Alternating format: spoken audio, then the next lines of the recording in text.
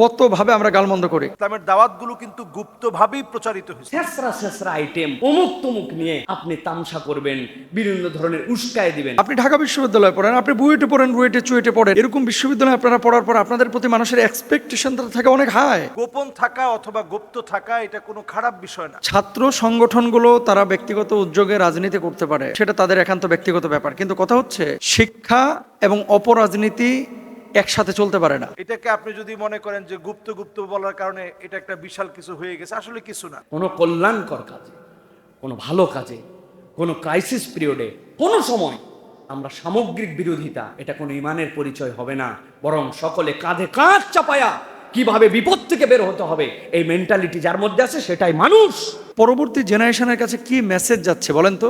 আমাদের যারা ছোট ছোট বাচ্চা, এদের কাছে কি মেসেজটা যাচ্ছে? গুপ্ত বলে বলে যে মব সৃষ্টি করা হচ্ছে, আসলে এটা ঠিক কিনা? আসলে কাউকে গুপ্ত বলা অথবা কাউকে বিভিন্ন শব্দে ট্যাগ করা, এটা ইসলাম আমাদেরকে শেখায় না। মানুষকে গুপ্ত বলা, মানুষকে হেয় করা, আমাদের দেশে সঠিক রাজনৈতিক চর্চার দরকার। এটা খুব অভাব, এখনো অভাব, আগেও অভাব ছিল। তো আসলে ইসলামের প্রথম যুগ থেকে যদি আপনারা লক্ষ্য করেন, ইসলামের দাওয়াতগুলো কিন্তু গুপ্তভাবেই প্রচারিত। ইসলামের দাওয়াতগুলো গুপ্ত থেকেই, ইসলামের দাওয়াতগুলো সব সময় দাওয়াত ছড়িয়েছে গুপ্ত অবস্থা থেকেই। নবী করিম সাল্লাল্লাহু আলাইহি ওয়াসাল্লাম প্রথমে যখন তিনি দাওয়াত দিয়েছেন, গুটি কয়েক মানুষ দাওয়াত কবুল করেছে। গোপনে গোপনে ইসলামের দাওয়াত চলেছে। নবী মূসা আলাইহিস সালাতু ওয়াস সালাম ফেরাউনের ঘরে থেকেই তিনি দাওয়াত দিয়েছেন। তাহলে তিনি একটা সময় গোপন ছিলেন, পরে আল্লাহ তাআলা প্রকাশিত করে দিয়েছেন। তাহলে গোপন থাকা অথবা গুপ্ত থাকা এটা কোনো খারাপ বিষয় না। এটাকে আপনি যদি মনে করেন যে গুপ্ত গুপ্ত বলার কারণে এটা একটা বিশাল কিছু হয়ে গেছে, আসলে কিছু না। গুপ্ত থাকা লাগতেই পারে, আবার প্রয়োজনে আপনাকে প্রকাশিত হওয়া লাগবে, তখন প্রকাশিত হবেন। তাহলে গুপ্ত থাকা এটাকে কোনোভাবে ছোট করার সুযোগ নেই। আপনার অনেক প্রয়োজনে কখনো কখনো আপনাকে গোপন থেকেই কাজ করা লাগে। একজন গোয়েন্দা তো গোপনে থাকে, তার বাহ্যিক হয়তো একটা বেশভূষা থাকে, কিন্তু গোপনে তার একটা পরিচয় আছে। সেই পরিচয় হচ্ছে তিনি একজন গোয়েন্দা। এই গোয়েন্দা হিসেবে তিনি কাজ করছেন। সুতরাং গুপ্ত থাকাটাকেই খারাপ মনে করা অথবা এটাকে একেবারে গালি বানানো, এটাকে ট্রলের শিকার করা, এটা আসলে উচিত না। বাংলাদেশে আমরা চাই একটা শান্তিপূর্ণ অবস্থান ফিরে আসুক এবং রাজনৈতিক যে প্রতিহিংসাগুলো আছে এগুলো সব ভুলে গিয়ে, নৈরাজ্যগুলো সব বাদ দিয়ে আমরা দিনের দিকে আসি। নবী করিম সাল্লাল্লাহু আলাইহি সাল্লামের জীবনের দিকে যদি আমরা তাকাই, আমরা দেখব লিইয়ুযহিরাহু আলাদ-দ্বীন, যেই দিনের কথা নবীজি সাল্লাল্লাহু আলাইহি সাল্লাম গোপনে গোপনে তিনি দাওয়াত দিয়েছিলেন। আল্লাহ যখন প্রকাশ্যে দাওয়াত দিতে বলেছেন, নবীজি প্রকাশ্যে দাওয়াত দিয়েছেন। সুতরাং গুপ্ত থাকা অথবা গোপনে গোপনে দাওয়াত দেওয়া, এর কোনোটাই আমরা ফেলে দিতে পারবো না। ইসলামের প্রথম যুগ থেকে নিয়েই গোপনে গোপনের এই দাওয়াতটাকেই পরে প্রকাশ্যে দাওয়াতে নিয়ে এসেছে। কাজেই যদি প্রয়োজন পরে আপনি গুপ্ত থাকবেন, আবার প্রকাশ্যে আসবেন, আবার প্রকাশ্য থেকে গুপ্ত থাকবেন, আবার হয়তো প্রকাশ্য হতে হবে। এটাই ইসলামের প্রথম যুগ থেকে চলে আসা। এটা নিয়ে ট্রল করার কোনো কিছু নেই, বা এটা নিয়ে মব সৃষ্টি করারও আমি মনে করি কোনো কারণ আছে বলে আমি মনে করি না।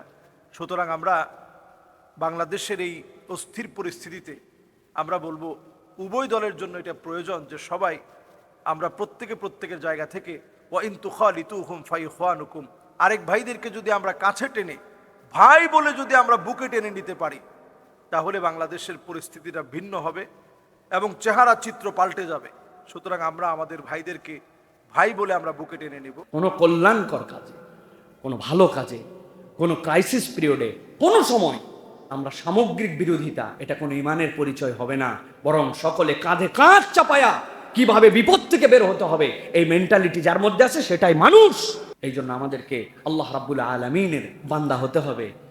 আমাদের দেশের যে পরিবেশ চলতেছে, পুরো বৈশ্বিক পরিবেশের কারণে আপনি বুঝতেছেন যে দেশ ক্রাইসিসের দিকে যাচ্ছে, নানান ধরনের বিপদ আপদ আমাদের দিকে তাকায় আছে। একদল আমরা কখনো সামনের দিকে এগিয়ে যাই, বাহির রাষ্ট্র থেকে বিভিন্ন জায়গা থেকে তারা কৌশলে আমাদেরকে এগোতে দিবে না। এই সময় আমাদের জাতির জন্য সবচেয়ে বড় কি দরকার? একতা দরকার। সবচেয়ে বেশি কি দরকার? যে আমরা সকলে মিলে এই জাতিকে আগায় নেব, সেই মেন্টালিটি দরকার। ওই সময় ছেঁচড়া আইটেম অমুক তমুক নিয়ে আপনি তামসা করবেন, বিভিন্ন ধরনের উস্কায় দিবেন, এইগুলা কোনো ভালো কাজ নয়। আল্লাহ আমাদেরকে বোঝার তৌফিক দান করুন, আল্লাহ আমাদের এই দেশকে হেফাজত করেন। প্রিয় ভাইয়েরা, কথা বললে অনেক কষ্টের কথা। আপনারা গ্রাম ফোন করে শোনেন, সারা দেশের বিভিন্ন পরিপ্রেক্ষিতগুলো বিবেচনা করেন। আজকে চালের সিজন, ধানের সিজন, এইটা যদি আমাদের জন্য সামগ্রিকভাবে উৎপাদনে ব্যাহত হয়, তাহলে আমাদের নেক্সট আমাদের জন্য কি হবে? আপনি টাকা রেখে কি করবেন? আপনি তখন ব্যাংকিং দিয়ে কি করবেন? তাহলে এইগুলোর থেকে বেরোনোর জন্য আল্লাহর সাহায্য কামনা করতে হবে। সকলকে এটার জন্য আল্লাহর কাছে দোয়া করতে হবে। কারো কাছে কোনো গুড আইডিয়া থাকলে সেটা কেউ যদি বলে, সেই গুড আইডিয়াগুলো আমাদের নিতে হবে। এটাও কোরআন আমাদেরকে শিখিয়েছে। 7 বছরের দুর্ভিক্ষকে, 7 বছরের প্রস্তুতিতে ইউসুফ আলাইহিস সালাম মোকাবেলা করে দেখাই দিয়ে গিয়েছিলেন দুনিয়ার কোনো কষ্ট 7 বছরের বেশি স্থায়ী হবে না। অতএব আমাদেরকে এরকম ভাবে প্রস্তুতি নিতে হবে। আল্লাহ যেন আমাদেরকে বোঝার তৌফিক দান করেন। আল্লাহ যেন আমাদেরকে, আমাদের দেশকে যেন হেফাজত করেন।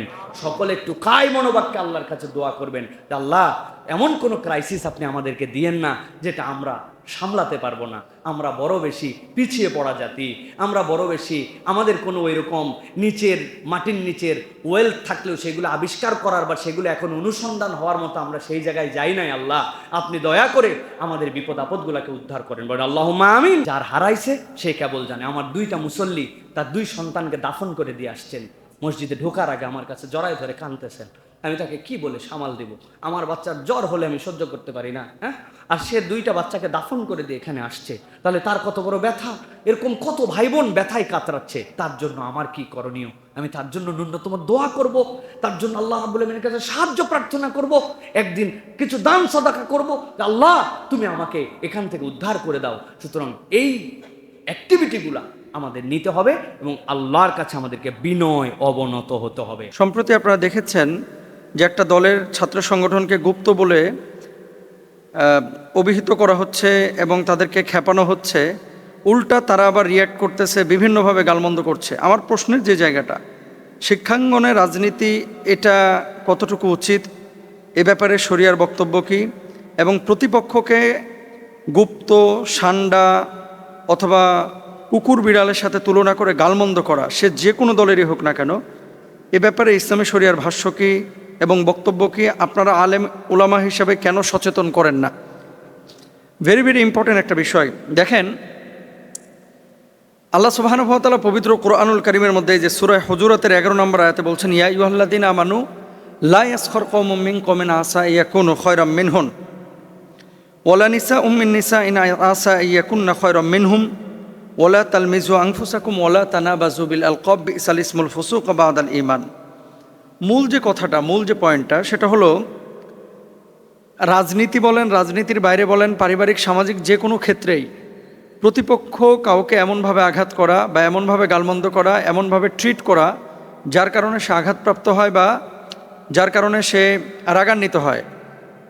আল্লাহ সুবহানাহু ওয়া তাআলা তুচ্ছ তাচ্ছিল্য করে আরেকজনকে সম্বোধন করা, আরেকজনকে খারাপ বা মন্দ নামে ডাকা, এগুলোকে পছন্দ করেন না এবং এটা নিষিদ্ধ করে দিয়েছেন এই সূরা হুজুরাতের 11 নম্বর আয়াতের মধ্যে। ছাত্র সংগঠনগুলো তারা ব্যক্তিগত উদ্যোগে রাজনীতি করতে পারে, সেটা তাদের একান্ত ব্যক্তিগত ব্যাপার, কিন্তু কথা হচ্ছে শিক্ষা এবং অপরাজনীতি একসাথে চলতে পারে না। বাংলাদেশের প্রেক্ষাপটে আমরা চাই সুশৃঙ্খল একটা বাংলাদেশ। ছাত্র তারা যারা রাজনীতি করে তারা ব্যক্তি উদ্যোগে তাদের মতামতের বহিঃপ্রকাশ তারা ঘটাতে পারে, এটা একান্ত তাদের ব্যক্তিগত ব্যাপার। কিন্তু রাজনীতির নামে অপরাজনীতি, নামের নামে দুর্নাম, সুনামের নামে দুর্নাম, এরপরে মনে করেন গালমন্দ করা, প্রতিপক্ষকে আঘাত করে হাত পা কেটে দেওয়া অথবা তাকে আঘাত করে তাকে দুনিয়া থেকে বিদায় করে দেওয়া, সম্পূর্ণরূপে এগুলো হারাম ইসলামী শরিয়ায়। এটা আমার কথা না, আল্লাহ সুবহানাহু ওয়া তাআলা নিজেই বলছেন। তুমি যাকে মন্দ নামে ডাকছো এ তোমার চেতে আরও কি হতে পারে? উত্তম হতে পারে। যে নারীকে তুমি মন্দ বলে আখ্যায়িত করছো সে নারীটা তোমার চেতে উত্তম হতে পারে। যে দলকে তুমি করতেছো তোমার চেতে উত্তম হতে পারে। এখন গুপ্ত, সুপ্ত, কুকুর, বিড়াল, তারপরে শুকুর, কতভাবে আমরা গালমন্দ করি। ইসলামী শরিয়ায় গালমন্দকে হারাম করে দেওয়া হয়েছে। আরেকটা বিষয় দেখেন, সহিহ বুখারী হাদিস, সিবাবুল মুসলিমি ফুসুকুন ওয়া কিতালুহু কুফরুন। একজন মুসলমানকে গালমন্দ করা এটা হচ্ছে ফিস্ক, এটা বড় গুনাহ, কবিরা গুনাহ। আর একজন মানুষকে হত্যা করা এটা হচ্ছে কুফরি। আমরা দেখেছি বিশ্ববিদ্যালয়গুলোতে, অতীতের সময়গুলোতে, রাজশাহী বিশ্ববিদ্যালয়, চিটাগং বিশ্ববিদ্যালয়, এই যে শিবিরের সাথে অন্য ছাত্রদল, ছাত্রলীগ কত মারামারি হয়েছে, এবং এখানে কিন্তু অনেক ছাত্রকে দুনিয়া থেকে বিদায় করে দেওয়া হয়েছে। বাংলাদেশে সংস্কারের নামে 5ই জুলাইয়ের পরে যেগুলো হয়েছিল, এই সংস্কার আসলেই যদি হতো তাহলে বাংলাদেশের বিশ্ববিদ্যালয়গুলো আবার মাথা উঁচু করে বিশ্ব দরবারে নিজেদেরকে প্রেজেন্ট করতে পারত। আপনি হার্ভার্ডে যান, আপনি ক্যামব্রিজে যান, আপনি অক্সফোর্ডে যান, সারা পৃথিবীর উন্নত দেশগুলোতে কোনো বিশ্ববিদ্যালয়ে কি এভাবে নোংরা রাজনীতি চলে? রাজনীতি কিসের জন্য? রাজনীতি তো মানুষের উপকারের জন্য, কল্যাণের জন্য, দেশের জন্য। এখন সেই রাজনীতির নামে যদি চাঁদাবাজি, সেই রাজনীতির নামে যদি প্রতিপক্ষকে হামলা, সেই রাজনীতির নামে যদি গালমন্দ, এগুলো পরবর্তী জেনারেশনের কাছে কি মেসেজ যাচ্ছে বলেন তো? আমাদের যারা ছোট ছোট বাচ্চা, এদের কাছে কি মেসেজটা যাচ্ছে? এই ছোট্ট বাচ্চাগুলো, তারা কিন্তু আপনাদের কাছ থেকে ভালো কিছু আশা করে। এখন আপনি যখন খারাপ কিছু তাদের সামনে উপস্থাপন করছেন, এই বাচ্চাগুলোর সামনে কিন্তু খারাপ মেসেজ যাচ্ছে। পরবর্তী জেনারেশন তারা কিন্তু হুমকির মধ্যে পড়ছে। এই জন্য আমরা বলবো, সুন্দর, সুজলা, সুফলা, সুশৃঙ্খল বাংলাদেশ গড়তে এই যে অপরাজনীতি, অপসংস্কৃতি এবং প্রতিপক্ষকে হামলা, মামলা, মারধর, ঘায়েল করার মানসিকতা, আপনি ঢাকা বিশ্ববিদ্যালয়ে পড়েন, আপনি বুয়েটে পড়েন, রুয়েটে, চুয়েটে পড়েন, এরকম বিশ্ববিদ্যালয়ে আপনারা পড়ার পর আপনাদের প্রতি মানুষের এক্সপেকটেশন থাকে অনেক হাই। এখন আপনি যদি এরকম কোনো আচরণ করেন, তাহলে এখান থেকে আপনার কাছে জাতি কী শিখবে? পরবর্তী জেনারেশন কী শিখবে? এই জন্য প্রতিপক্ষকে, সেটা পারিবারিক, সামাজিক, রাজনৈতিক জীবন হোক, যেখানেই হোক, এভাবে গালমন্দ করা, তুচ্ছ তাচ্ছিল্য করা। এবং মনে রাখবেন, এই ছোট ছোট বিষয়গুলো পরবর্তীতে কী হয়? শয়তানের কাজ হচ্ছে ছোট ইস্যু তৈরি করে এটাকে চরম বিশৃঙ্খলায় নিয়ে যাওয়া, চরম বিশৃঙ্খলায় নেওয়া যায়। এখন কথা বললে অনেক দীর্ঘ হবে। বাড়ির মালিক এক জায়গায় একটা গুড় রাখছিল, ওই গুড়ে পিঁপড়া ধরেছে। এরপর এখান থেকে আপনার বিড়াল এসেছে, তারপরে কুকুর এসেছে, কুকুর আসার পরে কুকুরের মালিক এসে, এরপরে পুরো পরিবার এবং সমাজের মধ্যে বিশৃঙ্খলা তৈরি হয়ে গেছে। মনে রাখবেন, মান আহিয়াহা ফাকান্নামা আহইয়ান নাসা জামিয়া। একজন মানুষকে কেউ যদি জীবন রক্ষা করলো, সে যেন গোটা মানব জাতির জীবন রক্ষা করলো। একজন মানুষকে কেউ হত্যা করলো অথবা আঘাত করলো, যেন গোটা মানুষকে, মানব সভ্যতাকে সে হত্যা করলো। এই জন্য এই গুপ্ত, সুপ্ত, তারপরে সান্ডা মান্ডা কতভাবে আপনারা গালমন্দ করেন, এই গাল মন্দ করা যাবে না। এগুলো শরীয়তে সম্পূর্ণ নিষিদ্ধ। সুশৃঙ্খল এবং সুস্থ রাজনীতি আমরা বাংলাদেশ চাই।